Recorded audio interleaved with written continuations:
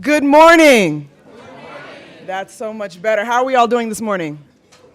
We're good. We're good. Well, welcome again. Welcome to the first full day of the Aspen ThinkXChange. We have a great day planned ahead of you for you today. My name is Michaelia Davis. I'm a program manager on the Ascend at the Aspen Institute team, and I'm really excited to be here with you today. We wanted to take a moment to highlight some of what's coming ahead. But before we do that, how many people played bingo yesterday? How many people met someone they didn't know yesterday?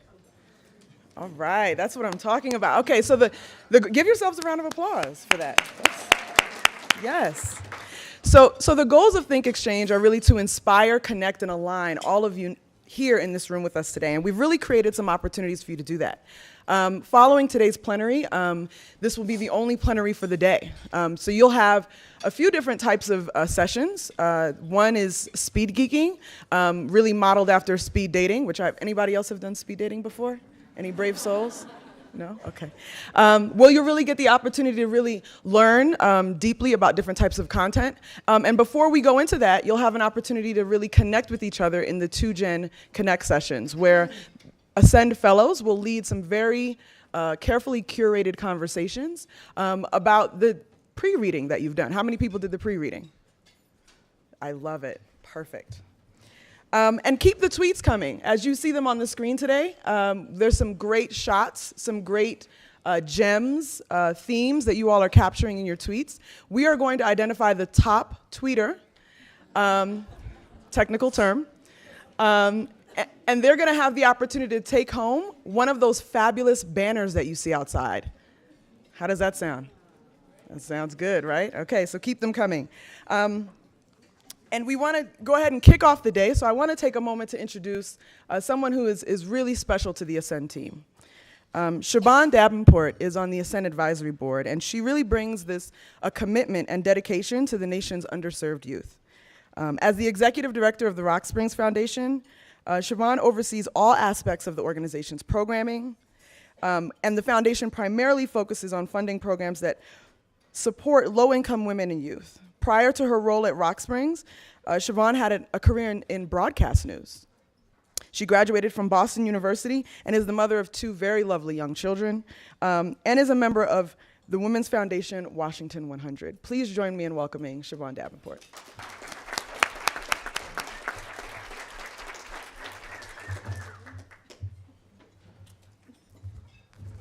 Thank you, Michaelia, for such a kind introduction.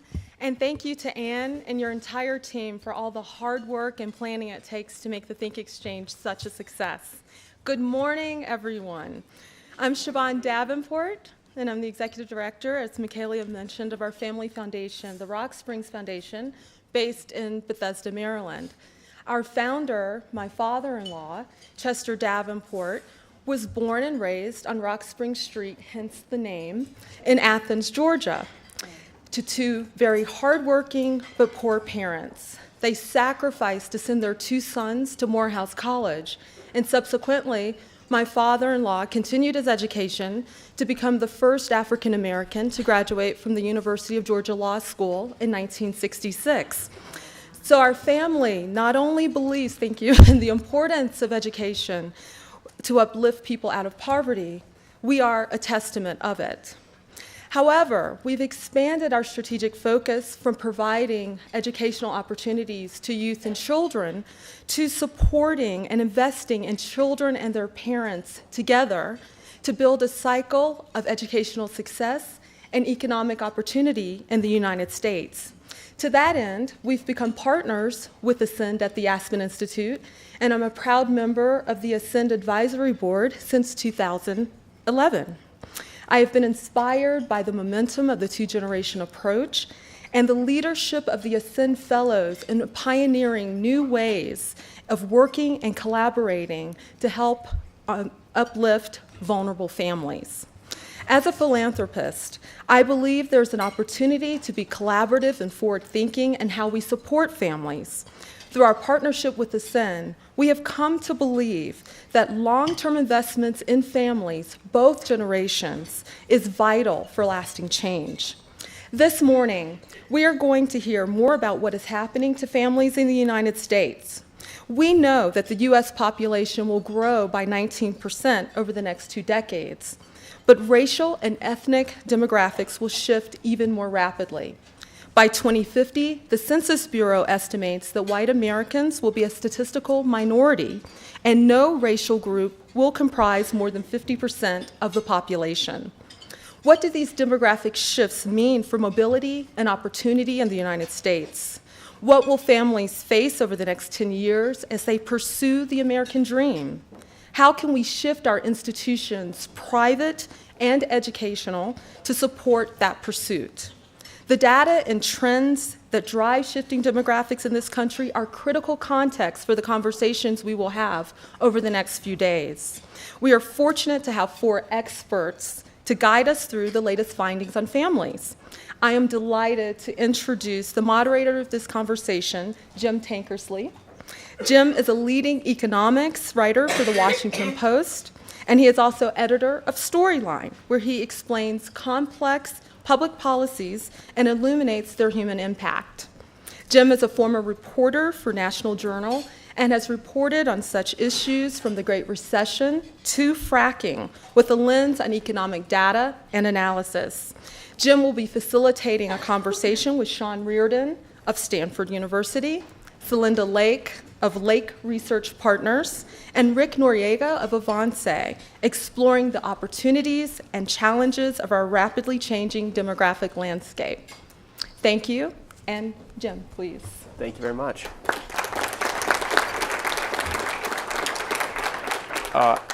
Thank you all for joining us. We're really delighted to be here on such a beautiful morning in such a great place with such an energetic group of people. Like you just heard, I run a thing at the Post called Storyline, which is a sort of a policy. We call it a vertical. You can call it a blog. It's a place founded on the crazy idea that you can help people, readers, normal people in America, understand the big problems of America by telling them stories about people. And I think you all are going to be doing a lot of that in the next few days, and we're going to do some of that up here today. But we try to not just tell anecdotes, we try to really root everything in data, and that's why I'm so excited to have such a data-driven crew here for our panel. I want to tell you, this time last year, I wasn't in Aspen. I was in a little town in Georgia called Rome, Georgia, celebrating basically the fact that our elected leaders in Washington had not yet tanked the economy. I went down to Rome because it was the center of one of the districts from which had sprung one of the representatives who was pushing most vocally to shut down the government, possibly default on the debt limit. And I wanted to understand why. What was it about what was happening with those voters in those economic circumstances in particular that was driving this anger at Washington that led them to want to just shut it all down with all the attendant risks? And 2 things were really striking about the trip. The first was that everyone I talked to in Rome, Georgia, felt like things had not been good for them, or had not gotten better for them in a long time. It was a very conservative group of folks I talked to who all said really nice things about Bill Clinton, because Bill Clinton was the last time they felt like they got a raise. The other thing, though, in this heavily white area that was really striking was talking to some experts about how the town was changing. That in at least one of the elementary schools in Rome that year, for the first time, a kindergarten class had started that was majority minority. And this was going to cause all sorts of change in the town for years to come that the folks I talked to were just beginning to wrestle with. And I think it's a really good entry into what we're going to talk about here today, the changing face of America. Pew had a report out earlier this year saying that America, for the first time, is just like that school in Rome, Georgia. We have a majority-minority incoming class in kindergarten. And these changes, piled on top of the economic anxiety that Americans have been very rightly feeling for a long time, are going to absolutely affect how we all deal with the sorts of questions of poverty and opportunity in the next decade or so to come. So I'm really excited about this group here to talk about this with you. They're each going to give short presentations. I want to tell you a little bit quickly about each of them. Sean Reardon is a professor of poverty and inequality in education at Stanford University. He studies the causes of social and educational inequality, the effects of education policy on inequality, and applies statistical methods for education research, which he'll be leading in a breakout session later if you all want to just get some more stats chops. I'm just kidding, you're not actually doing that. So Linda Lake is a leading Democratic Party strategist and one of the best known pollsters in the country. She's an expert on framing issues for women and on electing women candidates. She's an avid whitewater rafter. It seems a little cold for that right now, but we're glad to have you here in Colorado with us. And then Rick Noriega is the president and CEO of Avance, a leading national two-generational nonprofit. He's been named one of the top 100 most influential Hispanics in America, and I'm hoping that this joke does better than the last two. He's a former 5-time state legislator, and we promise not to hold it against him. There we go. Okay, Sean, you're going to start us off with a presentation. Thank you. Thanks, Jim, and thanks to the organizers for inviting me. So my charge here is very quickly to give you a little bit of a big picture overview of educational outcomes and how they have changed over the last few decades by race and by socioeconomic background. And I'm going to make a few points in there about the role of changes in early childhood education over the last few decades in these things. So let me start with this picture, which encapsulates a lot of the big changes that have happened in educational inequality over the last 50 years. So there's 3 lines on each of those pictures. These are achievement gaps in math and reading scores over the last 50 years. The black line is the achievement gap between children born into high-income families whose income is at the 90th percentile of the income distribution. That's about $165,000 income today. The gap between their achievement scores and children at the bottom of the income distribution, kids with family incomes of around $18,000, the 10th percentile. And you can see there the story is that the achievement gap between high and low income kids has gone up very dramatically, starting with kids born in the mid-70s, gone up by about 40% over the last time period. At the same time, the racial achievement gaps, so the blue and the red lines are the black-white and the Hispanic-white achievement gaps, those have gone down dramatically over the same time period. And in some ways, you could read that as a sort of a shorthand picture of the second half of the 20th century in America, widening income inequality and declining but still very high racial inequality. I'm going to take a few minutes and sort of we could talk a lot about the race one, but since I don't have much time, I'm just going to tell you a little bit more about why this achievement gap between high and low income kids has gone up over time. First thing to know is that that gap has gone up mostly because the test scores of high income and middle class children have diverged. The gap between middle class and low income children has stayed about the same size. So the blue part of this graph here is the gap between middle class and low income children. And you can see it hasn't changed very dramatically over the last 50 years. But the red part, which is the gap between high income and middle class children, is where the action is. That's what's been widening over the last 50 years. So why is that? Well, one thing people often say is, well, the schools have just gotten worse and worse in America, and schools are terrible. You know, everything's worse than when I was a kid. Actually, that's not true. If you look at test scores over the last 40 years, on NAEP, the National Assessment of Educational Progress, and you look at test scores for low-income, middle-class, and high-income kids, test scores have gone up in math a lot and slightly in reading over the last 40 years, even for low-income students. It's just that they've gone up much faster for high-income kids. So it's not that sort of the schools are getting worse for low-income kids and they're sort of falling further behind. It's really that everyone's doing better than they were a generation ago, but the children of the high income are doing a lot better than their parents were a generation ago. Now, people often think maybe these gaps are due to inequality in the schools. Low-income students go to worse schools than high-income students. Pretty well-known fact. So if that's really what's driving it, the gap should be getting wider as children progress through school. But when you look at data from the same set of children, this is from a sample of 25,000 children who nationally representative sample who were followed over 9 years from kindergarten through 8th grade. When you look at the gap in test scores when they're kindergartners and you look at the gap in test scores when they're in 8th grade, it's about the same size. So this gap doesn't get any bigger really from kindergarten through 8th grade.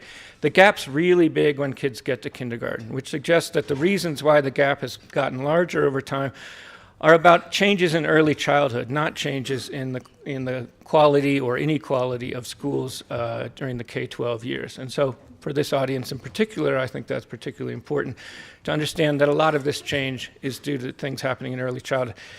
If I had time, I'd show you the same sort of thing by race, and the recent decline over the last 20 years in the racial achievement gaps is also entirely due to declines in the racial gaps by the time kids get to kindergarten. So that trend is also driven by changes in what's happening in early childhood.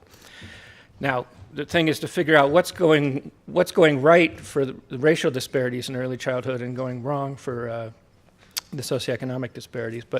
And I think there's a lot of discussion to be had about why that is. So why is this happening? Well, one story is rising income inequality. This is a famous picture of income inequality over the last century. This graph just shows the amount of income in the United States that's accrued by the top 10% of all of highest income families. And you can see, for a long period in the 50s, 60s, and 70s, income inequality was historically low. Those top 10% of earners got about 30% of all the income, 33% of all the income. Today, they earn about 50% of all income in the United States. So income inequality has been rising, and so that means that high-income and low-income families have increasingly disparate amounts of money to invest in their children and other resources to invest in their children.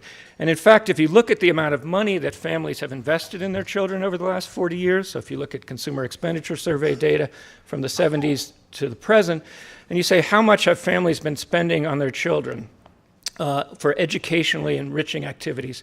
So things like books in the home, preschool, child care centers, tuition for school, things like that. Low-income families have actually increased their spending on their children by about 50% over this time period, but high-income families have increased their spending by about 150% over this time period. So everyone's investing more of their money in their kids. The rich are just investing a lot more of their money in their kids than they used to. If you look at time use surveys as well, and you say how much time are parents spending with their young children, you see the same thing. Everyone is spending more time than they spent with their kids in the 70s, but the rate at which that's increased is twice as high for high-income parents as it is for low-income parents. So it's a sort of all of this should be sort of telling you a story about how everything is sort of getting better in terms of investments for kids. It's just getting a lot better at the top of the income distribution than the bottom, and that's creating these widening disparities. Another thing that's happened over the last 40 or so years is income segregation in America has gone up dramatically. So the extent to which low-income, middle-class, and high-income families live relatively near each other has gone down a lot. So this picture shows the proportion of families who lived either in affluent neighborhoods, these blue neighborhoods, or poor neighborhoods, the red neighborhoods, and then these ones in the middle are sort of middle-class neighborhoods. And in 1970, about 2/3 of all American families lived in what you could consider a middle-class, mixed-income neighborhood. And only about 1/6 of them lived in either very affluent or very poor neighborhoods. By 2008, only about 40% of families live in those middle-income neighborhoods, and about 1/3 of them live in very high or very low-income neighborhoods. So one of the ways that families are investing in their kids is to invest in sort of increasingly exclusive neighborhoods, therefore with access to sort of better childcare, better schools, better parks, safer neighborhoods, all the things that come with a good neighborhood. So without spending a lot of time on it, I think one of the things that's been happening over this time period that's led to this widening gap is this increase in investments in children that's particularly high at the top of the income distribution relative to the bottom of the income distribution. So let me just end by coming back to this, now I've screwed it up. Coming back to this picture.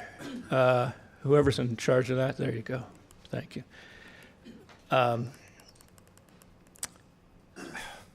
All right, I have no skills at that. You remember the picture. Yeah. So if you notice in the picture that you remember, there's there's a little decline at the end of the time period in the income achievement gap. That is, it looks like it's getting a little bit better, particularly when you look at the reading scores, but somewhat in the math scores as well. And we've been looking more closely at the data there, and that seems to be driven by a decline in the achievement gap when kids get to school. So there's a big nationally representative survey done in 1998 and another one in 2010 where we can measure this achievement gap for kindergartners at the time they enter school. And the achievement gap in 2010 is smaller by about 10 to 15% than the achievement gap at kindergarten in 1998.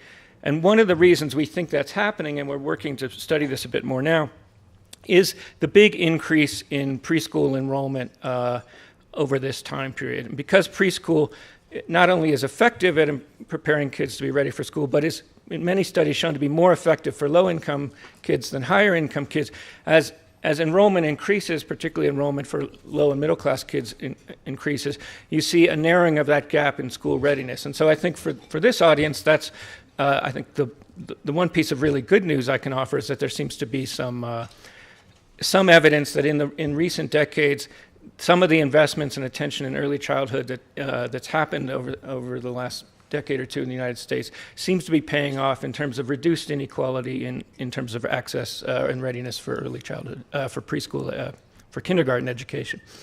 So I'm going to leave it there and turn it over to Celinda.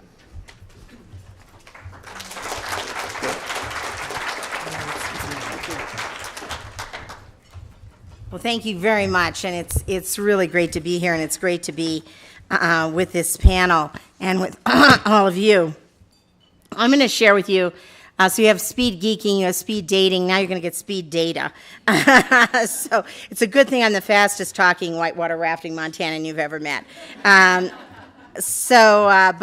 this is just supposed to be an amuse-bouche because you're going to actually get a lot more talk about this when the 10-point plan is previewed tomorrow. But let me say one other trend. So we've talked a lot, and many speakers have mentioned the trend of 50% now of the kindergarten class, majority-minority, and the dramatic shifts in terms of demography. And I must say, some of this has been happening for a while. The other place you have to go next, Jim, is Omaha, where for a while, half the school children in Omaha have been Latina, which is something Nebraska didn't expect to see. That said, let me add to you the second other dramatic shift in our country, which is the rise of single moms. So in 1980, 18% of births were to single moms. Today, 42% of births are to single moms. And for women under 30, 50% of births are to single moms. So in 5 years, half of every kindergarten class in America is going to be made up of the children of single moms. We haven't got an institution in this country, our laws, our schools, our employers, our transportation systems, we haven't got a system in this country prepared for this change. It's also an interesting change because it's coming with the cohort of fathers who are most interested in spending time with their kids. And we know also that if you are unmarried when you have your first child, you're a much, much higher likelihood to have your second child with a different father. So incredible change in our society and not even remotely prepared for it. But I think teeing up the two-generational approach and some challenges for that approach. So what I'm going to provide to you is data hot off the presses, nationwide survey looking at the two-generation approach. And this may be a debate at the elite level. It is not a debate at the public level.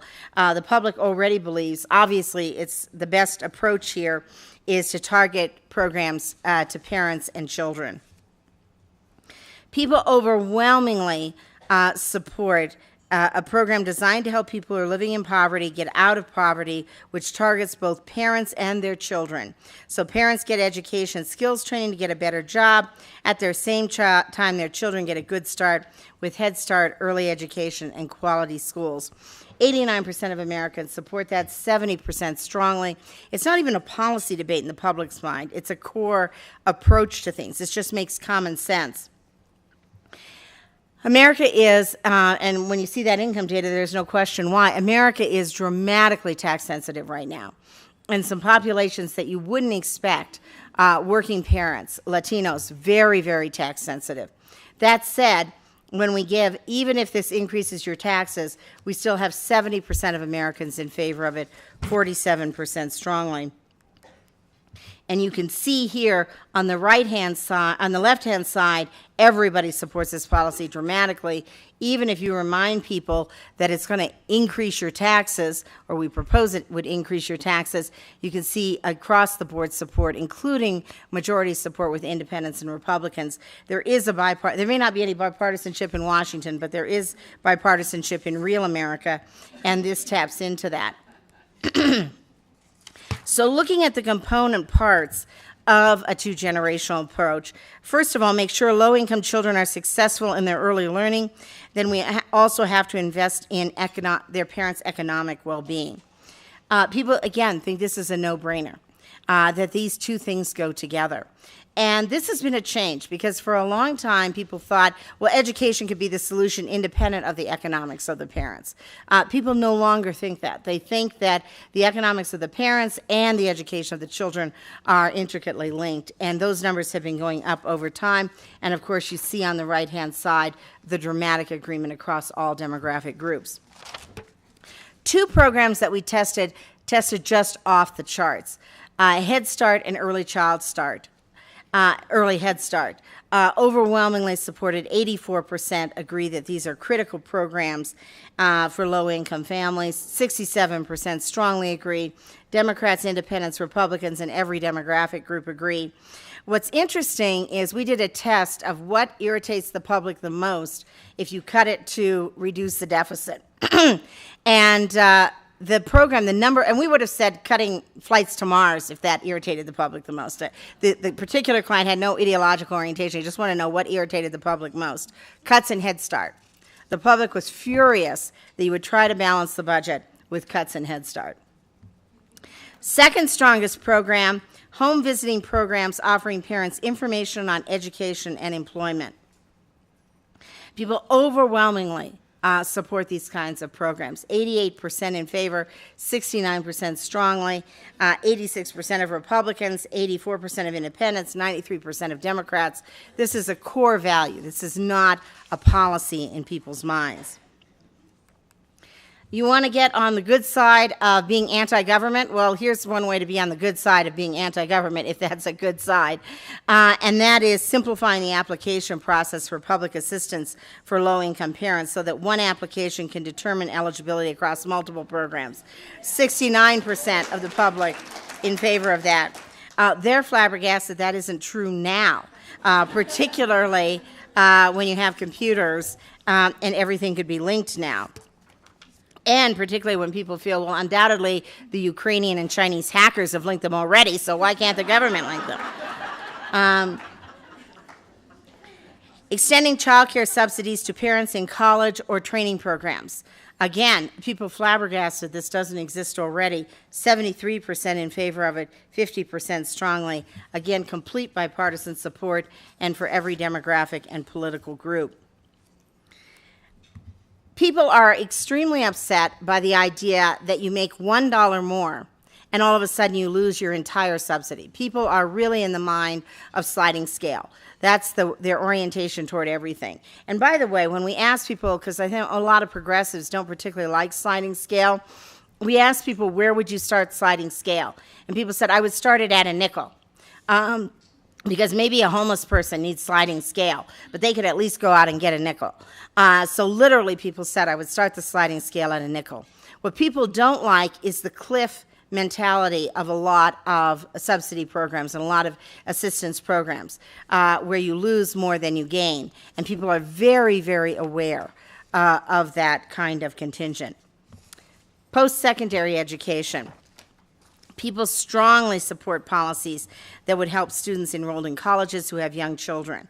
And frankly, people really would like to extend these programs not just to people in colleges, but people in any kind of job training or post-high school training. And people overwhelmingly believe that you need something post-high school. Also, we heard remarkable, I think, speech last night in terms of second chances and forgiveness. One of the number one second chances that real people think people need is a second chance to go acquire that education. If you drop out of high school, if you screw up when you're young, the ability to go back when you're a parent, when you're working, and still get some post-high school training. So this tests a variety of programs, and we said that 25% of college students, or 4 million people, are parents. People would have supported these policies, I think, even without telling them that. And people think there are a lot more people that would be in colleges and in post-high school training if they had some of this kind of access to these kinds of services. So providing low-income students who have young children, career services and child development, extending the hours for them, creating partnerships, including child care expenses, in determining financial aid eligibility. People are flabbergasted that isn't true now. And providing low-income students who have young children year-round access to financial aid plans. One of the biggest things we heard in the early research that we did for Ascend was this whole problem of none of the wraparound services. So as one person said very eloquently in the focus group, you have my job training program over here, you have my program for my kid over here, and nobody ever thinks of how am I going to get between A and B. So this notion of having full-time and more common sense type programs. Last thing we looked at, economic supports and education. Majorities across demographic groups favor allowing workforce training and education to count toward work requirements. 71% favor that. We have an assistance, and it was said last night, we have an assistance mentality that started coupling this with work. Well, actually, real people would couple it with work or education. And again, we see over and over again, real people make a lot more sense than most legislative bodies, except when Rick Noriega was in the legislature. And finally, health and well-being, and he probably left because he couldn't make them make any sense. Overwhelming majorities agree mental health screening should be offered to parents and their children at the same time. And again, this level of support is so strong that it reaches a core value. In fact, America increasingly aware of mental health and increasingly anxious about what we're not doing in terms of mental health, and a great deal of personal experience with mental health, really want a dramatic revision in terms of systems and screening, and this is one thing, again, people don't understand, particularly moms don't understand, why we can't walk and chew gum at the same time. Something that every mom in America and every dad in America had to learn how to do the day that baby was born. People also like twofers. We get end run all the time on this stuff about, well, we'd love to do it, but it's not efficient, it's not effective, we don't have the money. And real people think, why can't we do 2 for 1? Why can't we make any common sense anymore? So the public's with you. The political system, well, that's another story. And I'll turn to my next speaker to talk just about that.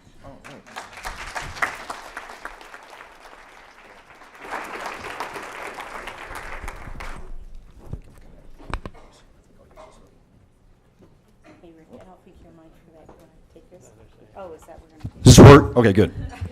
Okay, so Linda, you know why I left, because you were my pollster and I got my teeth kicked in the United States Senate race, lost that election. No, there's no cause and effect there. Probably have the utmost respect for Celinda, the foremost pollster that I have respect for in the United States, and so trying to be a disturber of peace got out of that business. But thank you all, and especially to Ascend and Aspen Institute for allowing myself on behalf of the Board of Directors of Avance, families and children we serve, my colleagues that are here, Lucy Ortega and Rita Sandoval, for allowing us to be part of this. No PowerPoint. My staff frequently reminds me that I truly have no power and typically make no point. So,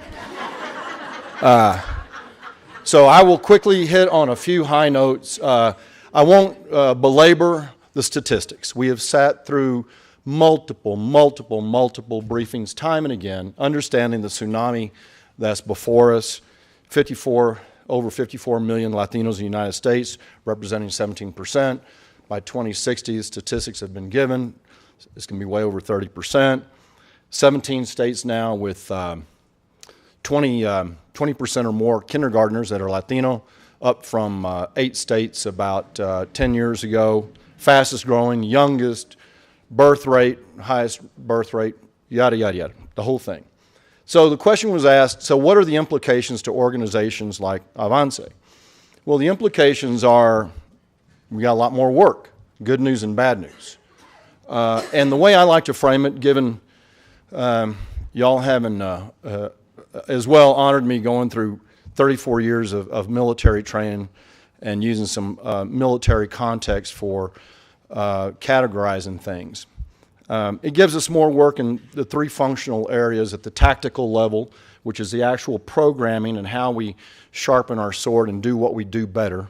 At the operational level of how we try to serve more families and children and do that better as well. And then at the strategic level about how we meet our vision statement, which is, at the end of the day, serve more families and children and do it well.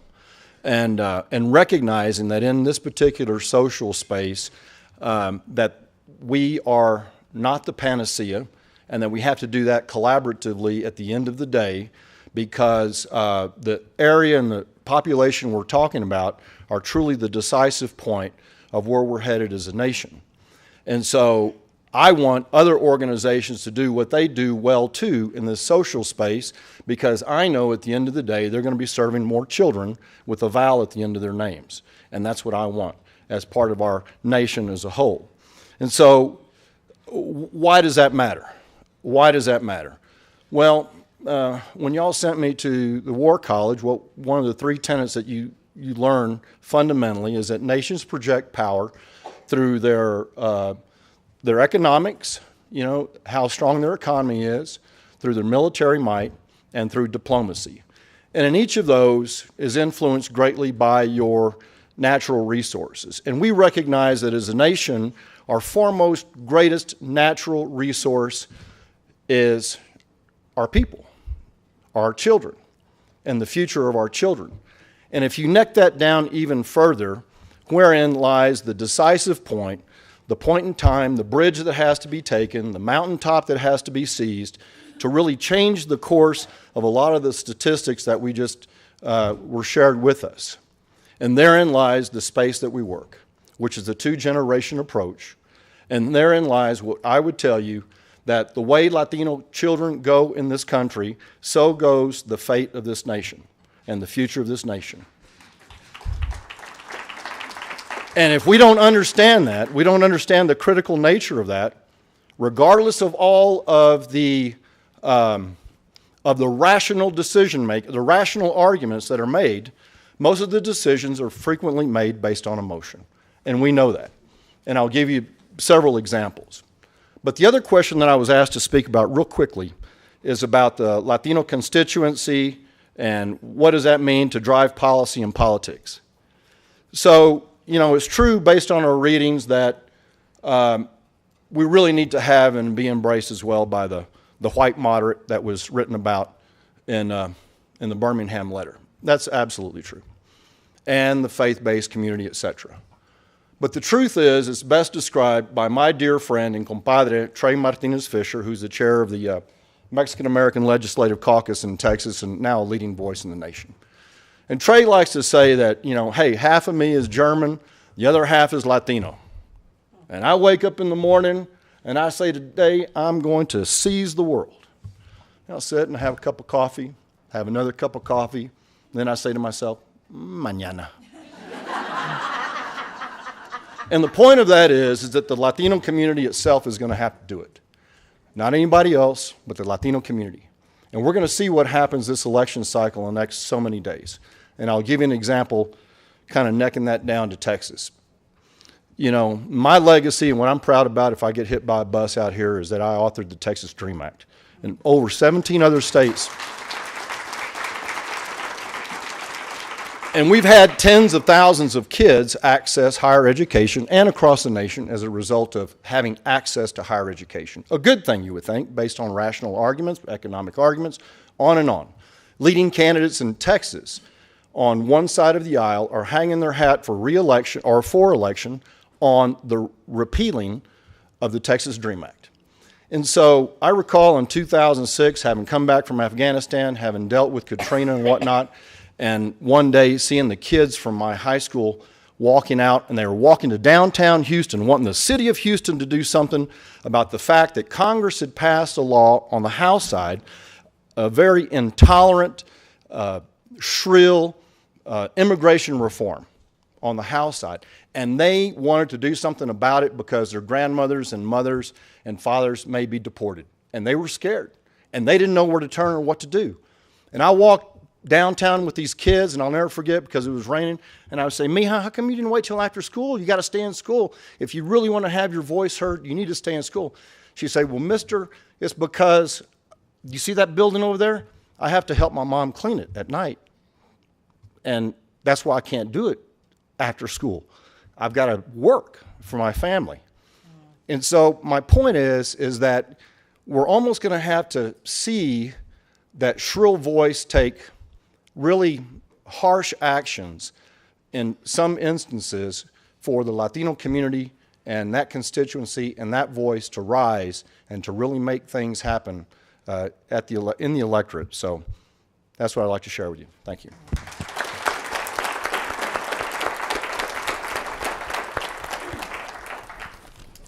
All right, so we're gonna have a discussion here. I don't like to do Q&A kind of panels, so we're going to talk, and then you're going to talk with us in a little bit. So be thinking of your questions now. I'll get it started just by turning to Sean first. I think those are really fascinating trends in both the income gap and the educational gap. Can you unpack it a little more for us? Why it is that we have made progress on the racial gap, but not so much on the income gap? Yeah, I mean, people often find it contradictory because we have this way of equating race and poverty in the American psyche, and we think, well, all blacks, all Latinos are poor, and whites aren't, and so they should both go the same direction. But most poor people in America are white, so they don't need to go the same direction. Part of the reason why the race gap I think has declined is a couple things. One is the big decline in the race gap happened for the cohorts of kids who were born in the 50s and 60s and experienced the desegregation of American schools. There's some really nice research by Rucker Johnson out of Berkeley showing that the kids who grew up in the South and went to desegregated schools, not only did their educational outcomes improve, but their children's educational outcomes improved. And so you have this sort of a multiple generation kind of effect of desegregation that may be part of why you sort of see this continuing trend. The other thing is there were a lot of other social policies that happened, particularly in the 60s, that improved opportunities for minorities in the United States, the War on Poverty, the Civil Rights Act, declining housing discrimination, declines in other forms of discrimination. That's part of what happened early then, but we're seeing now still this black-white and Hispanic-white gaps are slowly declining over the last 15 or so years for reasons that aren't really due to those policies back then. And in some ways, I think it's nobody has quite a good answer about why that's going, but I think sort of there's declining racial segregation in American life, and so African American and Latino students increasingly have access to better neighborhoods and better schools, and so I suspect that's part of what's going on there. Yeah. Rick, can you talk to us a little bit about how the economics that you were just talking about of kids having to help their parents work might factor in, particularly in the Latino community, for educational outcomes? Yeah, and one of the things I wanted to mention too that Sean was pointing to was that also another statistic is that Latino families are less enrolled in early childhood programs than any of the other groups, which is the fastest growing group. Yet we have this disparity as well in the number of children that are enrolled in programs, a lot of programs that are in this room. And so, on the economic side and the work side, we kicked off this week talking about values, and so there's just a strong cultural value about work, and everybody in the house works, and it's just part of the nature of the culture, and so that as well. And then we have these conflicting national voices that say you should be a stay-at-home mom unless you're on welfare, then you need to be out trying to work and do multiple jobs and also take care of your family. So we had these, and in fact, a great article that was written by Krugman a couple of weeks ago talking about how we shame the poor, or we belittle the poor for being poor, and it's kind of I mean, how do you tell an 8-year-old kid it's their fault? We always like to say the best decision that a child can ever make is choosing their parents. Yeah. And so we have these competing messages that are oftentimes contradictory. My 8-year-old frequently tells me he would like to re-choose his parents. So, so Linda, you looking in the data, the polling data, it appears to me that Americans have clearly figured out the sea change in the economy. They see the importance of education.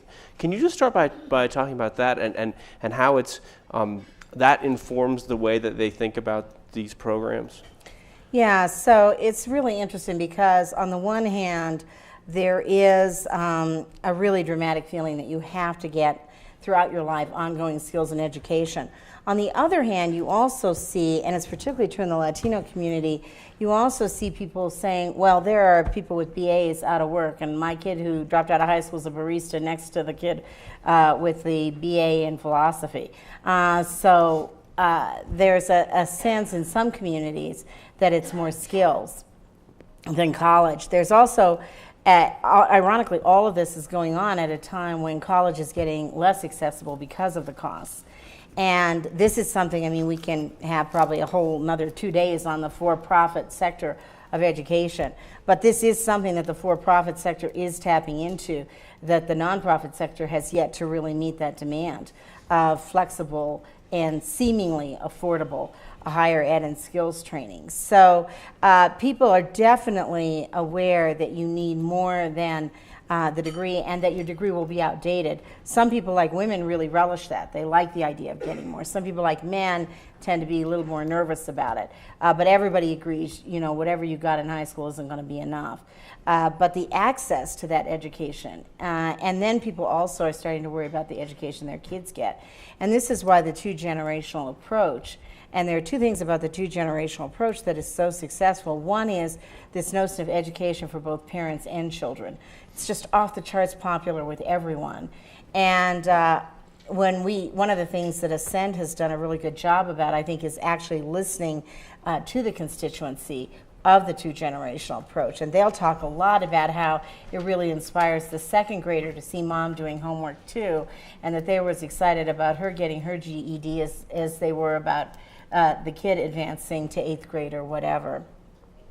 But there's also the sense that you need wraparound services, that you need more comprehensive services. And again, if you think about it, to have a population with so many single moms in a global economy where your schedules, the flexibility of your schedule is totally at your employer, not at where there's no backup. These single moms talk a ton about no backup. And the limited social capital that these single moms have, even if we are under measuring it. We've really got to think about the second component too, which is one of the reasons people like the two-generational approach is it integrates things in a way that can provide a continuity and make these programs realistic. Yeah, sure. So let me ask you a question that makes me think of is, how do we get, or is there any way that you see in the data, the polling data, to get people to sort of think of education as a public good to be invested in rather than a private good? So, if you look at how important people think education is, everyone thinks education is important. Poor folks, minority folks, rich folks, white folks, folks on any side of the aisle, right? And they all want their kid to get a lot of education. But increasingly, it seems like we think of education as a sort of private good, and you invest in it for your own kid. And that's great if you've got a lot of resources. And that's part of why I think you see the sort of kids of the rich doing better and better and better, because a private investment really pays off. But low-income folks who don't have the resources to invest, if education's a private good, that leaves them always behind, no matter how much more important they think it is and how much they're interested in doing it for their kids. So how do we get people or is there evidence that people do think of it in some way as a public good worth investing in publicly rather than just privately? So it's a super good question, and I think there are a couple of answers to it. One is we've got to get more parents to turn out to vote. So that we have right now, in the 2014 election is going to be a great example of that. We will have a record low number of parents of children in school in the electorate in 2014. It's very clear already from the turnout patterns. It'll be significantly under a majority. They may have grown kids, but they won't have kids that are the constituency. So, you know, what are you going to see a lot of ads at the final end of the campaign on? Not on investing in K through 12. They're going to be on Social Security and Medicare. They're going to be on keeping your taxes down because it's going to be the constituency that's voting. And in fact, it used to be that being a parent increased your participation. Now being a parent decreases your participation because it used to be that if you were a parent, you got integrated more in your community, more information, you were more stable, and you became a voter. Now, being a parent overloads you so much that people actually find they don't have time to vote. Things come up. They don't have a plan to vote. So that's problem number one. Problem number two is it's really interesting because K through 12 is considered a public good. And people are even moving it down to preschool. What they're not doing is extending it beyond high school so that people really have adopted the norm that kindergarten, and pre-K have to be public investments. They're totally for it. They're a little surprised at what it costs, but they're still totally for it. But once you get to high school, you're on your own, and that's the ultimate private investment. And it's interesting that we haven't made that a public good. So those are a couple of the things that are going on. But people are pretty committed to K through 12 education. And in fact, what you'll see is if you look at the governorships, governors who cut back on education are in real trouble right now. They're, the Brownbacks of Kansas, the Scott Walkers of Wisconsin, the Rick Scotts of Florida. These guys are in trouble because they cut education too much. And these moms and dads walked into these schoolrooms and saw 10 more kids there and completely freaked out. And so I think it's a question of what is the base and then what do we need to do? How can you invest in that when the economy is stagnant? How do we make post high school a public good? And then how do we get parents to vote? Real quick, I think you're spot on, Sean, because I think that the whole frame, the whole George Lakoff stuff and frame dealing with investment versus entitlement. And so you have what's perceived to be a fixed asset resource that is limited, and then we've got those people coming over to take the limited resources, as the discussion is in Texas with there's only so many college seats, and if I have a choice between a citizen and non-citizen to have that seat at the University of Texas, I'm going to go with the citizen, is the argument. And at the same time, you have this other corresponding strategic effort to suppress those that would naturally benefit from some of the things that we're speaking, and it is a very calculated suppression effort. At the same time, by stimulating and appealing to the fears of those, again, written some of the papers that we read. An example, these kids that are coming may have Ebola, and by the way, those other folks that look like Mexicans really are with ISIS and they're learning Spanish and they're going to come across here too.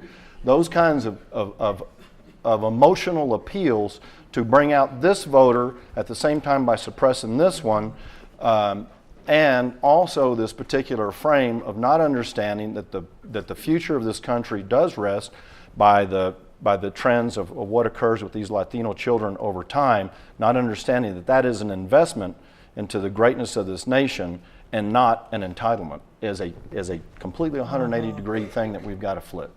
I want to go back to what Linda was saying about single mothers and ask you, Sean, there's good research on how family structure and income inequality can become sort of a downward spiral economically, and families can be trapped more and more in lower income situations. How do you see family structure interacting with the income achievement gap that you study? So there's two good studies. So some people have asked this question, sort of, is the reason for the rising income achievement gap just that poor families are headed by single moms and and so there aren't two parents at home. That argument gets framed in a lot of ways, but that's sort of the question. And there's two studies, one by Sarah McClanahan and a student of hers at Princeton, and one by Greg Duncan and some colleagues, and they both find that the rise in single parent rates don't explain any of this rising achievement gap. Now that's not to say that it isn't really hard to be a single parent in today's economy, and particularly with the sort of demands about how important education is, but it doesn't seem to be driving this sort of trend. And so Linda, I wanted to go back to what you were saying about the popularity of these policies. I mean, we know that there's a difference in Washington between things people like and things that motivate voters. Yeah. Is this an issue that motivates voters? I mean, like deficit reduction or the minimum wage seem to do right now, or is this just something that people will tell a survey, yeah, absolutely, I'm in favor of that, but it's not going to get them out to the ballot box? Yeah, so that's a super good question, and I think part of it is we haven't taken this agenda to the ballot box. So there's no candidate out there, and I think it's a challenge, really, honestly, for everyone in this room. Okay, you've got your day job, but your night job is to engage these issues politically, to get them on the agenda. No one even people think a lot of these policies don't make any sense. There's never a vote on the floor on these policies that people are aware of. No candidate is running on these policies and saying these three things don't make sense, I'm going to change them if I'm governor, or whatever. So I think we have to take this agenda and move it to politics. And I think it's absolutely not there right now. It's a very interesting question to ask. 2016 could be a great election for taking this agenda to politics, but we haven't got any of the infrastructure designed to do that right now. I was just going to add to it at the local level. We did see it with San Antonio 2020. Secretary Castro took it to the voters based on a particular tax effort that was allowable within their local authority, and it was extremely close, very, very close. The effort was led by the President CEO of USAA and the President CEO of HEB, a major grocer retailer in Texas, but it was very, very close. And again, it was much of that frame of the investment versus the entitlement kind of debate. So how much do you think evidence would matter? So sometimes Very little. I live in a world where we like to produce evidence in the faint hope that it might change someone's mind about something. But you guys are talking about framing of things, which I think is very powerful. But is there any evidence that evidence actually sways anyone? You know what? I will tell you this. It's a great. I would tell you that in 2001 we built, in the state of Texas, had bipartisan support, and we passed in the Texas House of 150 members, 142 to 3, something to that effect, for the Texas Dream Act.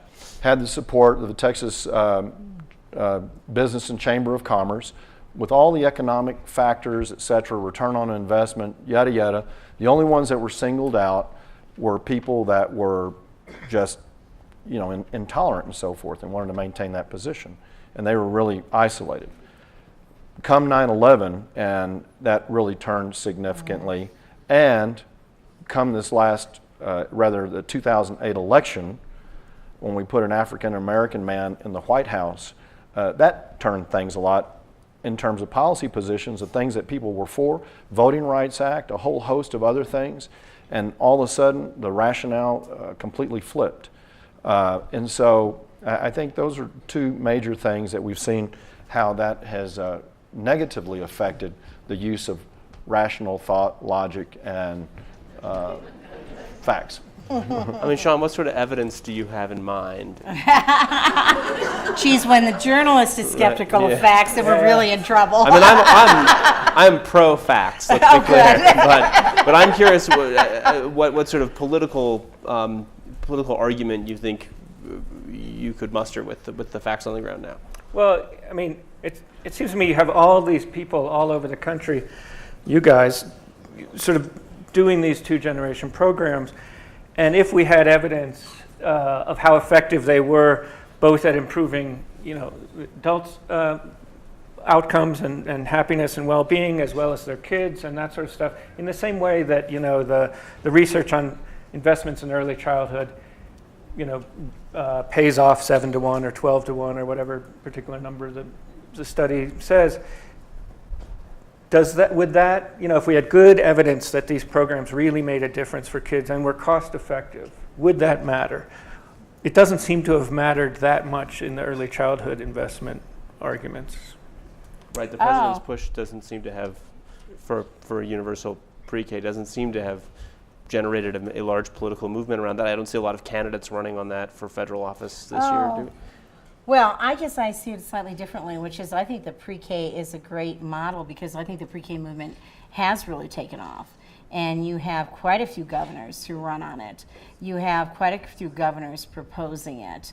You have candidates being very cautious about not getting positioned as anti-pre-K. They want to do it, but geez, we just are kind of short of money right now, or we can't cut K through 12, but I really want to do it. You don't have anybody running around out there saying, I'm anti-pre-K. So I actually think that's a good example of a movement that's taken off. To me, and Rick said a very important thing, I think. To me, what's really interesting is that the pre-K through 12 agenda is pretty set in the public. And if you go to a voter and you say, this is a zero-sum game, we have room for your kid or room for your kid, the voters are like furious about it. It's like, are you kidding me? Just, build the extra classroom. We're going to have room for his kid and we're going to have room for her kid too. If you get to college, though, Rick is exactly right. It's like, well, wait a minute, I don't want to get that I don't want any more competition for those student loans. I don't want any more competition for those slots. Why do we accept that post-high school is zero-sum? Why do we, when we wouldn't accept that pre-K through 12th grade is zero-sum? We don't accept that as a reality. Why do we accept that post-secondary is zero-sum? So I think facts make some difference. They help agenda set. I mean, I don't think the elites particularly. I mean, if you went and had a meeting with your member of Congress right now and said, what are some of the most important things you could do to end poverty in this country? I don't know that very many of them would volunteer, a two-generational approach. They're just not that aware of it. But if they got briefings and, an ongoing education effort, I think it would rise in their consciousness. I think if we had this conversation with the public, this is just common sense. So being able to run against a candidate for making no sense is a pretty good platform. I will say this, it's not just the facts though, and it goes back to last night's conversation. The frame is super important. And we do have a saying in our business from Lakoff that if the facts don't fit the frame, people don't reject the frame, they reject the facts. And climate change is the best example of that. People think the scientists are mixed on climate change. Right, 1 to 999 and they're mixed. We haven't established a strong enough frame on it. And let me just say, I think the facts do matter in this area, in this social space. Some of the most progressive efforts that we see occurring across the United States are in red states. Oklahoma is extremely progressive. In areas like the Carolinas and Alabama, things that have they've done a lot of work. So in fairness, I think that it matters a lot at the local level. What we haven't seen, and I think what Celinda's right, what would be interesting is in 2016. In fact, in Texas, both gubernatorial candidates have both have put forward a early childhood pre-K program. So, they vary significantly, but the fact is that I think Celinda's right. It'll be interesting in 2016 if this conversation, with the help of advocacy groups, can get it up to at the national stage and a little bit louder voice.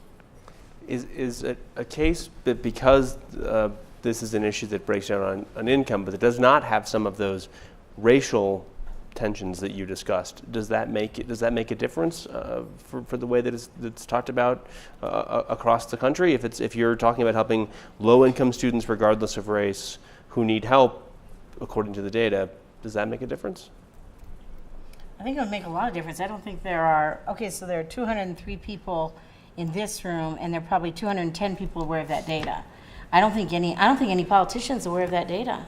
I think that would be I mean, that would be something, I guess a question back for you, how could we get that covered in every major news outlet? Because I don't think there's real people in America who are aware of that Sean data. needs a better PR department. There you What's go. going Okay. on. I mean, I don't want to I'm for that. tell Stanford what to do, man, but come on. I also want to, I mean, you're talking about politicians not knowing, but there has been a change in Washington in the last few months in some of the way that even some prominent Republicans are talking about poverty. Yeah. Where does, like, Paul Ryan has a new plan that seems to speak to some two-generational things. Do you see that fitting in with what you're seeing? Can you talk about that a little bit, any of you? Well, I just know that one of the DREAM Act students approached Paul Ryan at his book signing and then wouldn't speak to the kid. So I think that you know it's not just the music, it's the words. And I think that, you know, appropriation bills are value statements. I think that was mentioned before, and they speak to where your priorities are as a country. And so I think that's super important. And so, you know, you can talk, but at the end of the day, you know, we have a lot of children, and especially all across the country now, that need these particular services, regardless of their status. And so I think that's super important. I think we need to give, so I think there is some change here, but I really agree with what Rick's saying. There needs to be accountability. So right now, you know, no one would run against education. Heck, everybody runs for education. There's an education dog catcher, for God's sake. Everybody runs on education. But we have some criteria. It doesn't work. I mean, Brownback wants to say, anybody here from Kansas? Brownback wants to say he's the education governor, right? But the voters said, well, not if you cut class sizes, you're not. Not if you laid off so many of our teachers, you're not. I mean, we have criteria. I don't think there are political criteria right now. So Ryan's for fighting poverty and two-generational approach. But people don't have the criteria to distinguish between rhetoric and reality, to distinguish good approaches on that and bad approaches on that. This just hasn't matured as a political issue. It's maturing, I think, as a substantive issue, but it still has to get connected to politics. Okay, so I'm going to ask one more question here to kind of wrap all this back up to the beginning, and then we're going to take your questions. I'm really interested to hear what folks in the room want to talk about. But we started by talking about the demographic changes in the country over the next 10 years, and by talking about these economic forces that are clearly at work in America. When we're talking now about politics, how will the demographics and the changes inform the politics? Well, I think there are a couple of things. First of all, not at all if the new demographics don't vote. And we have conservatives in this country, knowing that they're living on borrowed time, trying to make sure that the new demographics don't vote. There's aggressive voter suppression going on out there. And so we have to fight back on that. We have to insist that there be early vote by mail, online registration, all the kinds of changes that we know increase participation. The second thing is, I think, we want to put out if we want to get this agenda on a political radar screen, how about issuing a voting card, a report card on voting on the two-generational approach to poverty and rating every congressman A to F. People aren't going to want to get an F on that, but they're going to attack you, and they're going to attack you for your funding, right, if you try to do that. So there are downsides and upsides to that, but people would be more likely to vote for the politician who had the A on the two-generational approach as opposed to the politician who had the F on the two-generational approach. And then the last thing I would say is I hope that one of the changing demographics will also get represented by changing face of who the politicians are. Only 17% of the politicians are women in this country. If we had a lot more moms and single moms and moms of young kids in political office, we would have more two-generational approach. We'd have more common sense in some of these policies. People could speak to their personal first-hand experience. People of color, it's a little bit better, but it's not nearly good enough. So I hope the change in demographics will change the face of who's in our political arenas, but not if people don't vote, and not if, last thing I'll say, and I can speak from Rick's experience running for Senate, there is no there's a very well-funded Karl Rove effort if you're a right-wing nut. There's no very well-funded effort, PAC, that supports progressive Latino candidates. There are some embryonic efforts, but there's no PAC that will come in there and spend $1 million in a week because you're a great progressive Latino candidate. I mean, there are certainly Democratic big fund, like Tom Steyer is spending huge amounts of money on climate candidates. Right.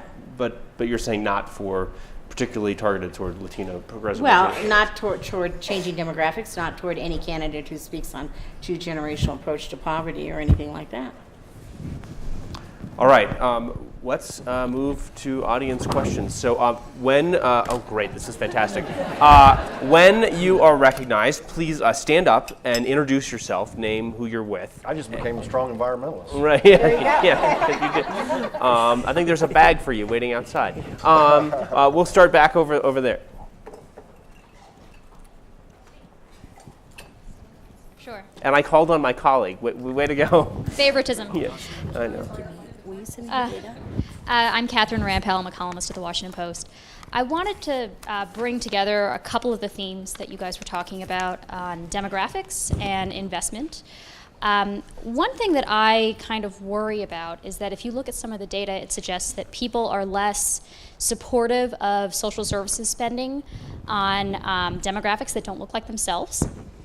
And at the same time, you also have the country aging. Older people vote. Older people are also much whiter than younger people.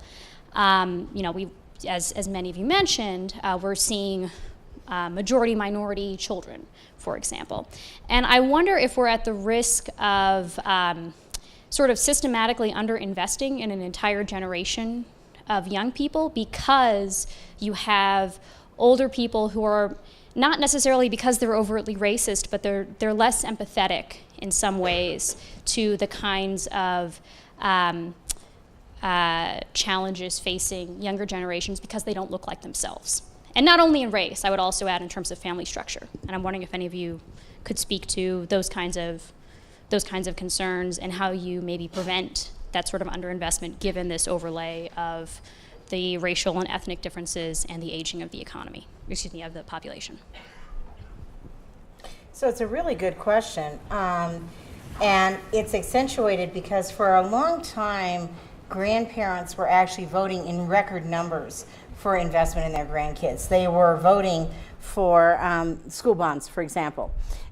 We did a funny kind of study where we found a record number of grandparents knew the grade point averages of their grandkids, over 50%. And when we went in and talked to them about why that was, they said, well, I don't really think my kids are raising my grandkids very well, but I know that will be an extremely unwelcome observation, so I'm trying to do my best here to make up for it in other ways. And it'd be interesting to know how much of that upper income is also grandparent investment. When I was hearing your data, I was thinking it's 2 for 1 there. Now we're having such dramatic, so the one unintended consequence of the recession was older people started to feel more pressed, and they've started to vote down school bonds in record numbers again, which we hadn't seen for 20 years. And it means a lot of these bonds are getting defeated. And I bet the 2020 was actually, I bet there was a very strong age relationship to the vote. But we should, rather than dipping into this trough, we should actually be starting to come out of it, because the changing demographics are not just kindergarten classes. We're having dramatic changing demographics in the adult voting age population in the next 10 years. So we should be coming out of this trough, but not if we don't get voting participation rates up. White married people, the 34 million people who voted in 2012. This isn't even talking about all the people who aren't registered who don't vote. 34 million people voted in 2012, not going to show up in 2014. 2/3 of them are young, unmarried, or people of color. Only 1/3 of them is married whites. The drop-off rate is dramatically greater among these new constituencies. So we should be coming out of the trough, but not if we don't get, I guess one of the things I would ask is how many of your programs have now a voter registration and turnout program? How many of you are going to go back to your program's parents and make sure before registration's about to close down in a week in most states, make sure those parents are registered? How many people have that built into their programs? We need that built into the programs. Yeah. And in Texas, it closed yesterday. Well, there you go. Yeah. And I think this, just real quick, this really speaks to that reading on the danger of the single story kind of thing.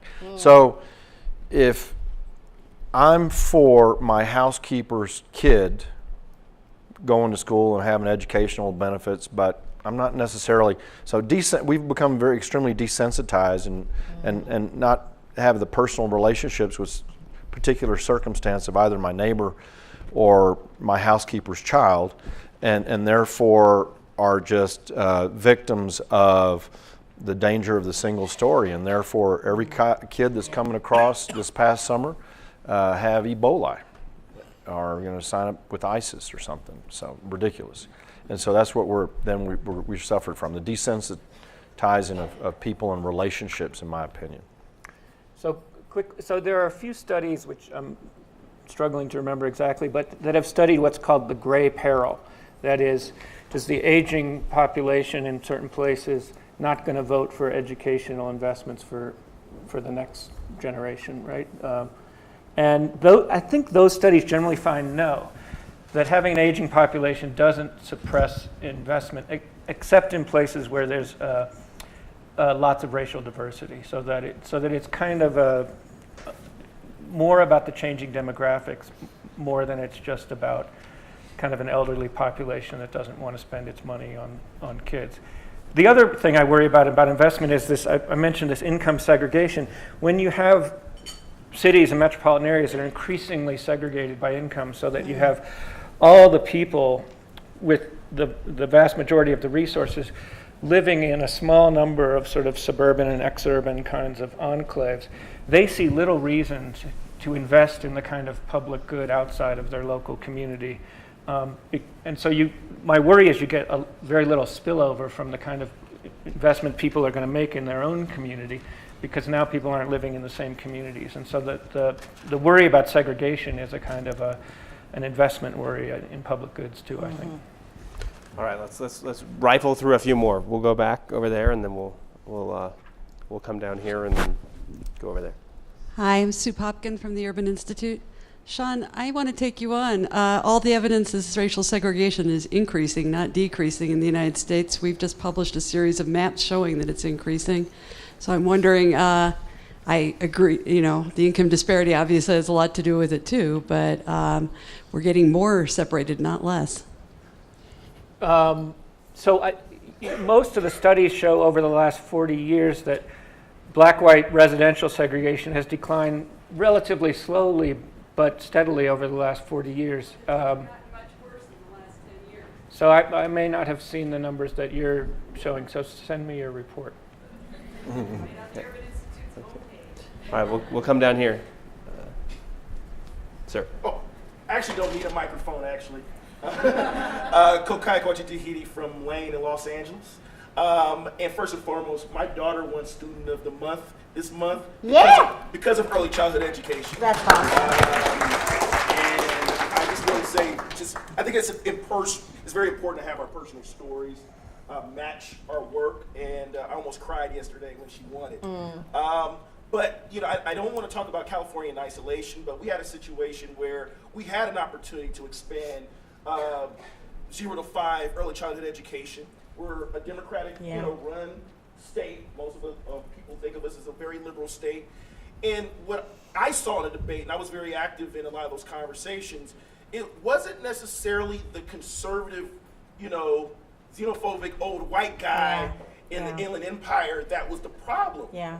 The problem in the debate was really our own side. Yeah. There is a huge schism between folks who advocates who do great work around 0 to 5 and K through 12.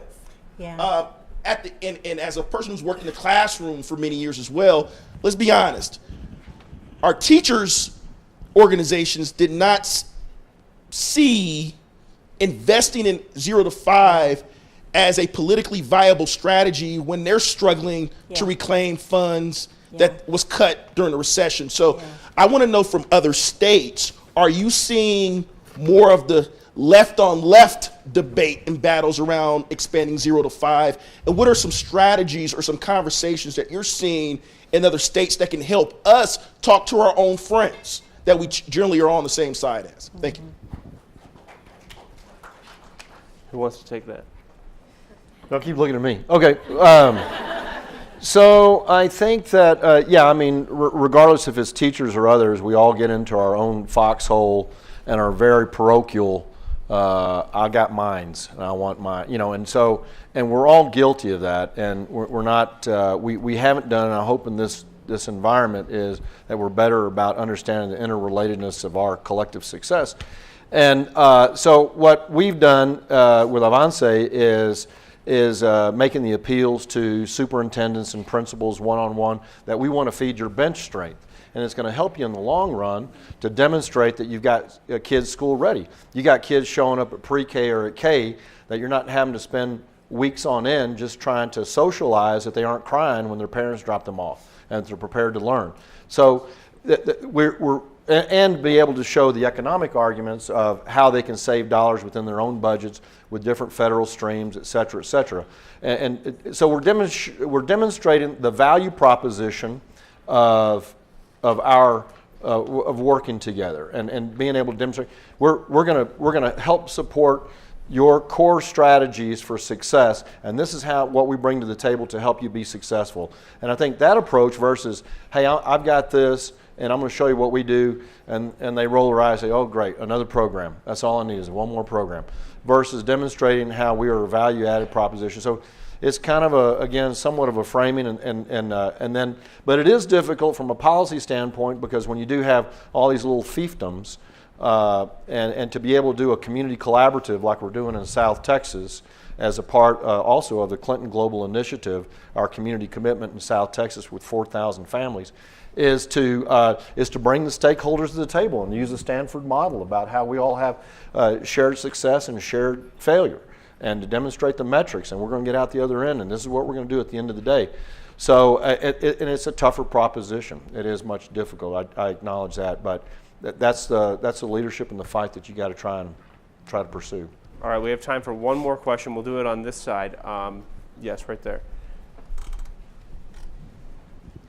Hi, my name's Nancy Cawthon. I'm an independent consultant based in New York City.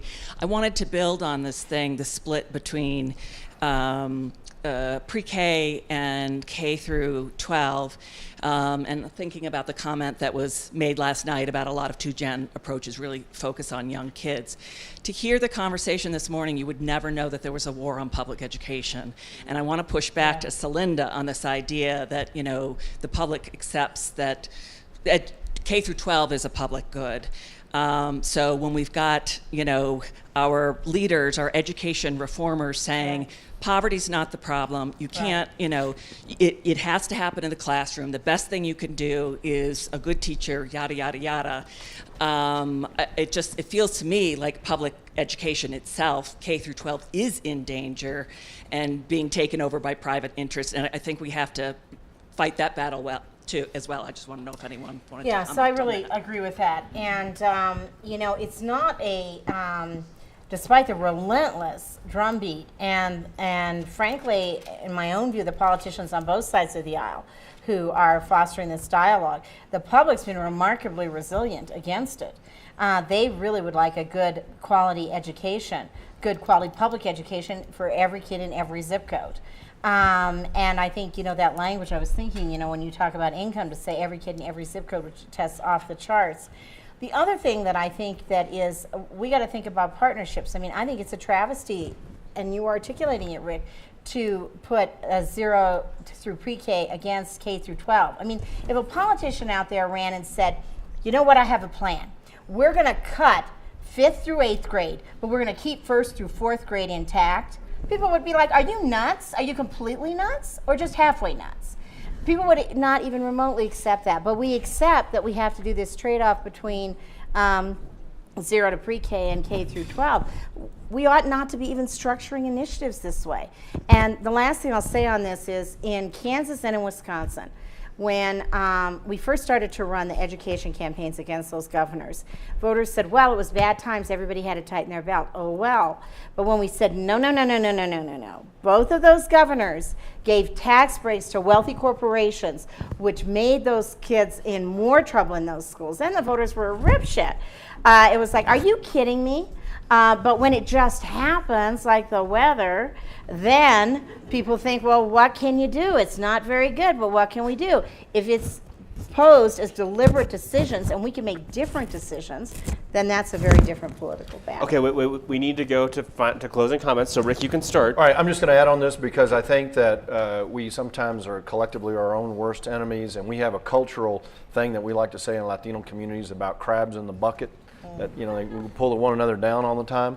And even within this discussion, within groups, we can't get our language together on, you know, prenatal to grave.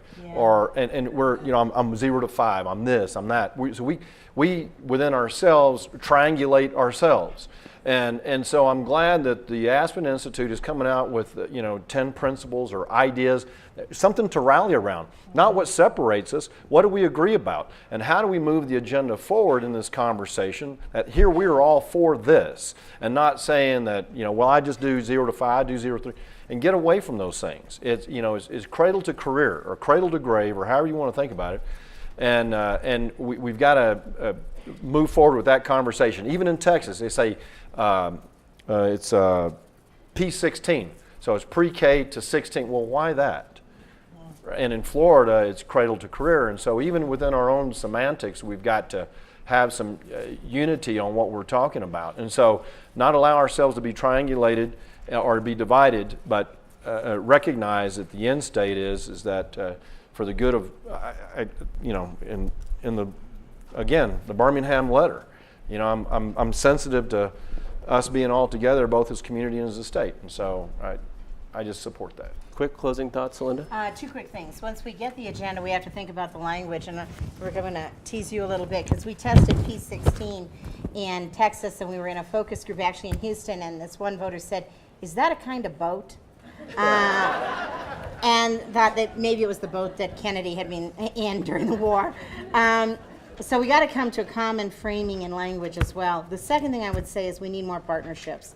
One of the things you said about the DREAM Act, and I think it was critical, was at the time we had business in support of it too. And that's one of the things I love about the Aspen model. We've got to create partnerships so we're not doing pre-K against quality teachers. That's a crazy kind of competition. Sean, last word? So 2 things on that. One is there's some lessons in the institutionalization of kindergarten. So we didn't always have kindergarten in the United States. It was school, you know, went from 1 to 8 or 1 to 12 eventually. And kindergarten then became part of the public system and institutionalized. And now you say K6, K-12, everyone knows what you mean. And so there's probably some lessons there for thinking how you institutionalize earlier childhood programs as well as post-secondary and get them to be part of the way we just think about education. But the other thing I think we need to figure out how to get into that is parenting. We have more worrisome to me than the 0 to 5 versus K to 12 divide is there's the family, which is sacrosanct, and it's private and you can't touch what people do there, and then there's school. And I think sort of the brilliance of the 2-generation thing is that it really thinks of the family as a primary institution for kids' development and education, and tries to sort of think about how you do education and build families and enable them to sort of do what they're going to do better. And so what we need to figure out is how to get the sort of parenting piece to be understood as a public good, as a thing that's influenceable by public policy and by investments. You can make it possible for families to be better parents and be better teachers to their kids through, you know, wise investments, but that's not really in, you know, when we're talking about 0-5 versus K-12, we're still kind of missing that piece of it, I think. Well, thank you so much to our panel and to all of you. It's been a great first session.